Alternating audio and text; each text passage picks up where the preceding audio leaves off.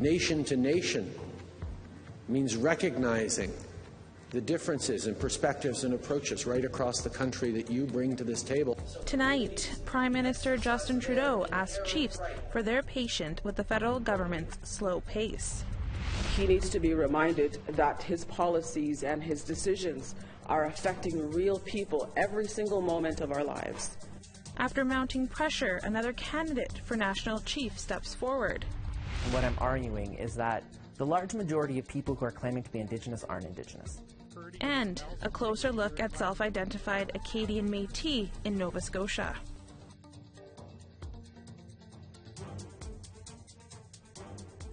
Good evening, I'm Brittany Hobson. The Assembly of First Nations Special Chiefs meeting welcomed more guest speakers during its second day. Among them, Prime Minister Justin Trudeau. He received a warm welcome by some, while others met his words with skepticism. Tom Fenario has more. Wednesday morning, Prime Minister Justin Trudeau was up first to address AFN delegates. We've advanced a new chapter together, one in which Indigenous and non-Indigenous people are building a better, stronger Canada together. Trudeau emphasized that 62 boil water advisories have been lifted since his election. He also spoke on issues such as language preservation and his proposed Indigenous rights framework. When pressed by chiefs as to whether he could accomplish these items by the end of his mandate, Trudeau says his government is more concerned with laying a foundation that cannot be undone. Nation to nation means recognizing the differences in perspectives and approaches right across the country that you bring to this table and working with you on where your priorities are. We can do this quickly or we can do this right. MKO Grand Chief Sheila North says Trudeau's speech sounded good, but she's concerned with more than words. He is saying the right things, but really when you look at it, is he doing the right things? When we still have boil water advisories across this country, we still have children going into care. Child welfare was the sole subject of Indigenous Services Minister Jane Philpott's address.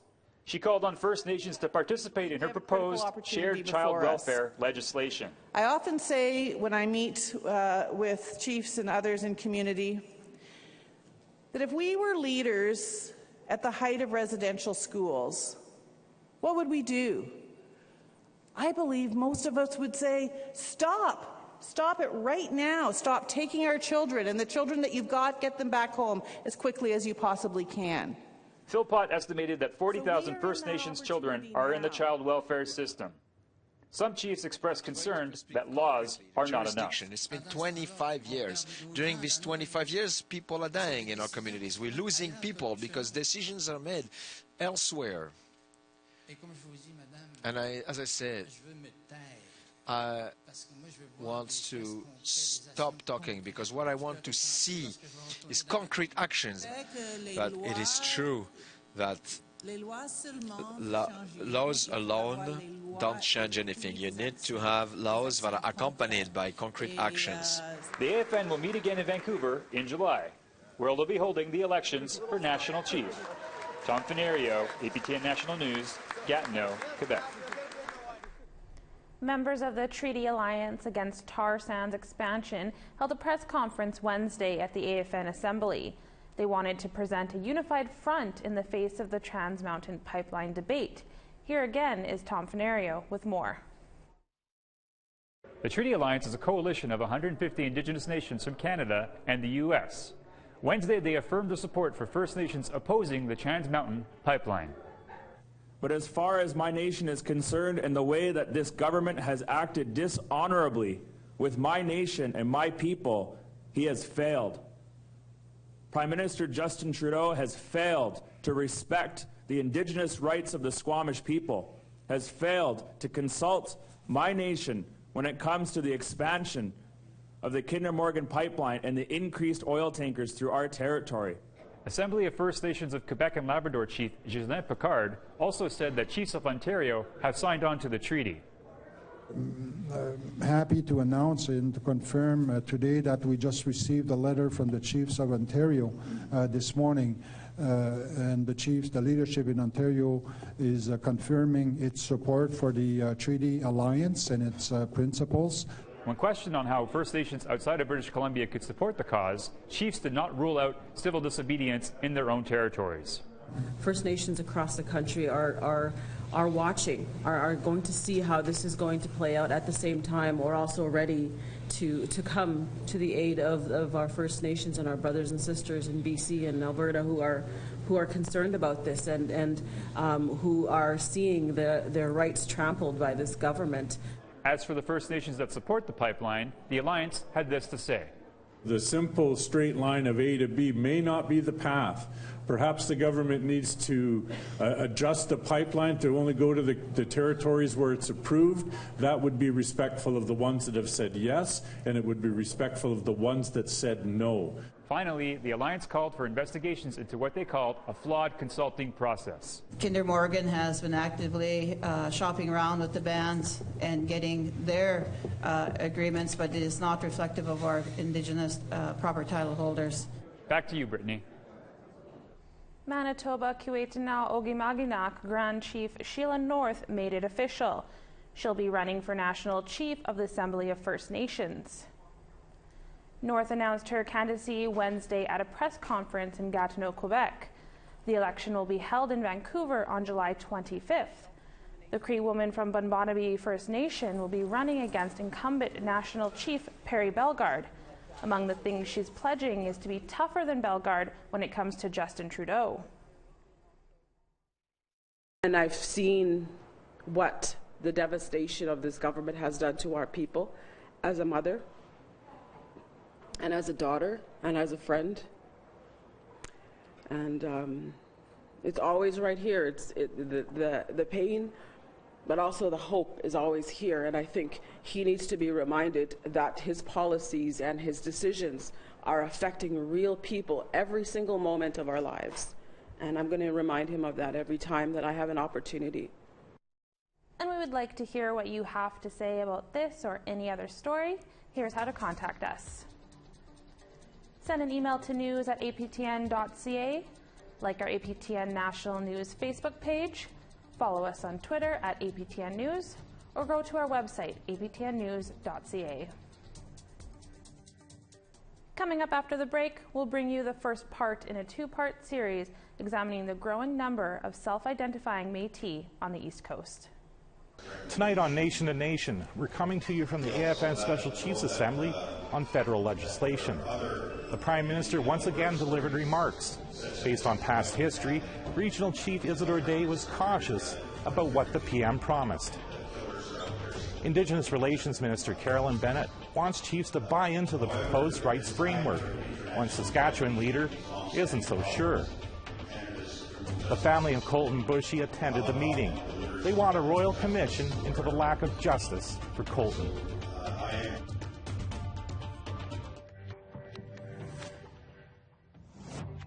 Here's a look at Thursday's weather forecast starting on the East Coast. Cloudy and 4 degrees in Charlottetown, +10 in Fredericton, -3 and sunny in Cartwright, +5 in La Grande, 20 above in Montreal, +11 in Quebec and Val-d'Or. A wet day in parts of southern Ontario, +21 in Peterborough, +19 in London. Overcast and 14 above in Timmins, +15 in Sioux Lookout. In northern Manitoba, +13 in Flin Flon, Norway House, and Island Lake. 20 above in Dauphin, Gimli Harbour, and Brandon. Over to Saskatchewan, sunny skies and +21 in Estevan.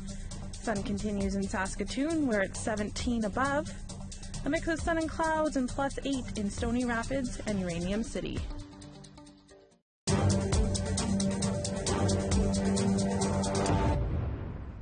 Welcome back. The number of self-identified Métis in Quebec and the Maritimes is estimated to now be in the hundreds of thousands. In part one of this two-part series, Justin Brake takes a closer look at self-identified Acadiens-Métis in Nova Scotia and whether their claims of indigeneity are harmless or harmful. In March, the East Coast Music Association revoked this Cape Breton guitarist's nomination for Indigenous Artist of the Year, saying the law has not recognized Maxime Cormier or the community he's a member of, the Highland Métis, as members of the Aboriginal peoples of Canada under the Constitution. I dug them yesterday, so. The controversy reignited debate about the growing number of self-identified Métis in Eastern Canada and what their claims of indigeneity mean for Métis and Mi'kmaq rights and sovereignty. So we're talking about a social phenomenon here, a social movement. There's something happening. St. Mary's University professor Daryl Leroux has been researching those in Quebec and the Maritimes who self-identify as Métis. And what I'm arguing is that the large majority of people who are claiming to be Indigenous aren't Indigenous. According to Statistics Canada, in 1996, 860 people in Nova Scotia self-identified as Métis. By 2016, that number jumped to more than 23,000. That's 27 times more people in the province who say they're Métis. Leroux calls the phenomenon white settler revisionism. Not only turning Acadians or French descendants, this happens in Quebec, like I said, it happens in Vermont and New Hampshire, into Indigenous people on the basis of one, perhaps two Indigenous ancestors in the 1600s, but also reconstructing French ancestors as Indigenous for the purpose of becoming Indigenous today. Leroux traces some of his own roots to Mohawk and Algonquin ancestors, but says that doesn't make him Indigenous. My family hunts and fishes. We have these stories, these family stories about having long ago Indigenous ancestors, which may come from genealogists who had been in the family, but my family has no relationship with living Indigenous people. He says claims of Eastern Métis identity are detrimental to Indigenous people who are fighting to preserve their culture, rights, sovereignty, and very existence. Between 50 and 75% of French descendants have one of, or at least one of, the handful of Indigenous women to marry Frenchmen before 1670 as an ancestor. So first of all, if everybody who had one of those women as an ancestor claimed to be Indigenous today, we're talking in the order of 10 million people. Leroux figures about 200,000 people in Eastern Canada presently self-identify as Métis. But who are the roughly 25,000 in Nova Scotia? Daphne Williamson is a Halifax lawyer and member of the Southwest Nova Métis Council. She says she's speaking on behalf of 7 out of 8 Métis leaders in Nova Scotia. We kept our ways, we kept our stories, we kept our beliefs, we kept our knowledge of each other and our way of life within our communities. Williamson says the Métis of Nova Scotia faced discrimination because of their biracialism, but endured oppression and stigma and developed their own identities and cultures over hundreds of years. Each community is distinct in and of itself because of the way that it historically evolved. The circumstances, the mix of ethnicities that were comprised at the time. Williamson, whose mother is from Cape Sable Island in southwestern Nova Scotia, found out later in life that she has Indigenous ancestors, the Wampanoag, from Massachusetts. My first thing was to understand what that means. What does it mean to be an Aboriginal person? The European view to me is very self-centered and exploitative and divide and conquer, and that's just not the way that I've ever been, and the way that most people in my community have ever been. Jennifer Adeze, an Indigenous Studies professor at Carleton University who is Métis, says a Métis person is more than someone of mixed ancestry, and that the real Métis nation developed in the Red River Valley in Manitoba. When we say that Métis were born on the prairies, it's because we're also recognizing the rootedness of First Nations women in those areas that give rise to a distinct Métis language called Michif and a distinct Métis culture that connects us to the lands we come from. Williamson disagrees. The key is it's self-identification. It is the right of self-identification that is constitutionally protected. So it's up to the individual how they want to define themselves and their community of membership. The Bredor Lake Métis are based here in Cape Breton. According to their website, they were the first Métis in Canada, said to be born in Nova Scotia around 1628. We contacted Bredor Lake leader Shane Savory to ask about his community's history. Chris Boudreau's report says it all for all of us. He declined to go on camera. You can get back to me in a few months. Thank you. Okay, our story is going to run. Hello? The report Savory claims says it all was written by Christian Boudreau about the Métis in southwest Nova Scotia. Boudreau says in the early 1600s, Europeans intermarried with the Mi'kmaq and Maliseet, creating a distinct mixed heritage people who endured prejudice, which continues to the present day.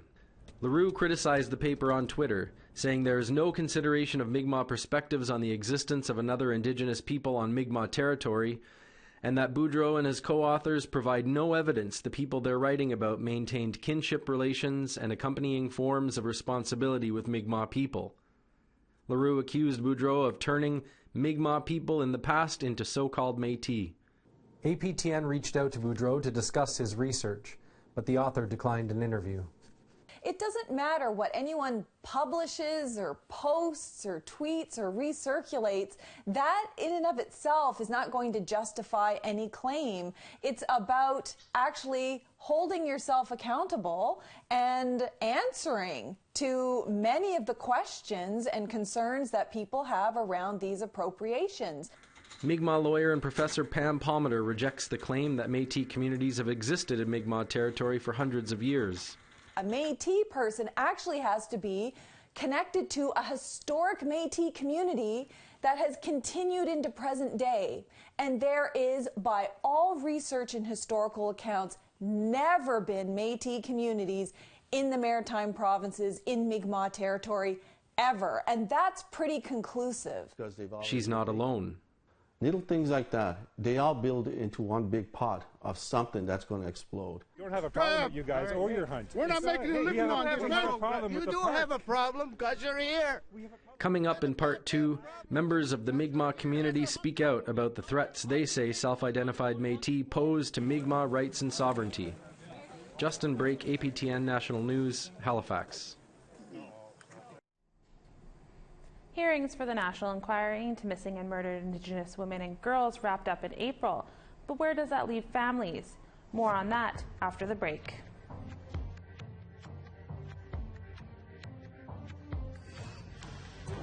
Here's the rest of Thursday's weather forecast, picking back up in northern Alberta.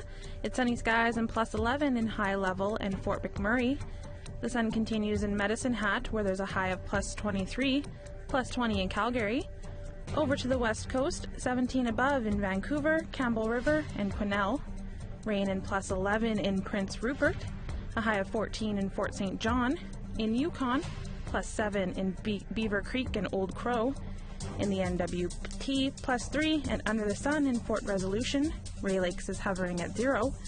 1 below in Colville Lake. An even cooler 13 below in Saxe Harbor. In Nunavut, 0 in Arviat and Baker Lake, where the sun will be shining. A wet day on Thursday for parts of Nunavut, minus 4 in Cape Dorset, 10 below in Iqaluit.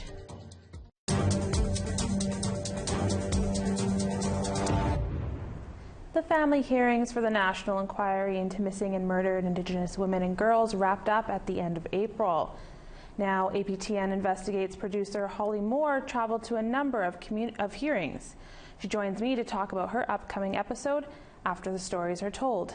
Thanks for joining us today, Holly. What made you want to cover the family hearings for Investigates? Well, I felt that, the news has done a really good job of highlighting the individual inquiries, but nobody has actually put a whole bunch together and taken a look overall at what this experience has been like for families. So I felt like it was a perfect opportunity with the family hearings ending for Investigates to do a bit of an analysis on what has happened at these hearings and what has happened with the inquiry overall to this point. Why are some families on board and others aren't? It's an incredibly complex issue to try to do in an inquiry format. There are more than 1,000 witnesses. There are families in various states of healing. There are families that looked at the inquiry as the hope, the end of a journey, something that would take them into some understanding of what happened to their loved one. There are families that are fractured and filled with anger. There are families that are fully on board, others who aren't. One of the things that really emerged for me was the families were talking about a lack of aftercare. So these hearings are incredibly devastating to watch. The trauma is unimaginable. So you watch families go through this trauma and they're reliving their loved one's death. And I just think that some families feel that the inquiry really underestimated how much trauma this was going to bring up for them. What are some of the concerns that they have? A lack of organization. So some families didn't have their plane tickets available. Some families felt that they were promised documents and original documentation with their loved ones' cases that they haven't been able to get on their own. They expected those documents to be at the hearings, and they weren't. One of the women that I interviewed, Anita Ross, said that the inquiry basically had internet clips of stories that were done on her daughter, Delaine Kopanis. So they felt as if the expectations that they were going in with were not being realized. The other thing was the lack of aftercare. So a number of families I spoke to said that they didn't know what the protocols were going to be. You know, and the inquiry itself has admitted that they are struggling with the aftercare. So it was a mix of concerns. Yeah. How has the grassroots community stepped in or what have they done to step in with aftercare? So I can speak about Thunder Bay specifically. The Ontario Native Women's Association actually had a space set up for families to go and do crafts and beading, and elders were there to speak to people. At one point they even had puppies. So they wanted to really create this home feeling for families that were being traumatized at the inquiry site. They came back to the Onwa space and they were essentially embraced by the community. So in a lot of ways that was really encouraging for me to see that they were really taking it as an opportunity for the community to heal families.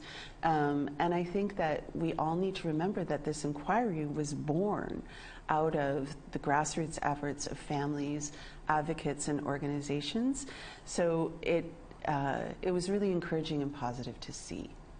Right, well, thanks for joining us, Holly, and giving us a glimpse of that. You can watch Holly's story Friday night right after the news. Kanujuak Ashivak may be Nunavut's best-known cultural export. If you don't know the name, you likely know the work. And now a new prize for an Inuit artist will result in some brand new art. Her famous owls have appeared on the $10 bill. Now the Inuit Art Foundation has raised $10,000 as a prize for a memorial award in her name. The winner will be an Inuit artist who wants to take on a 2-year project, either through a residency or working with another artist, and will be announced in June.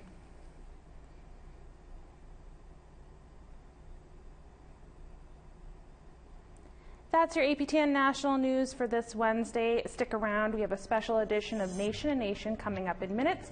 Todd Lamoran brings you more from the AFN Special Chiefs meeting. I'm Brittany Hobson. Have a great night. We'll see you back here tomorrow.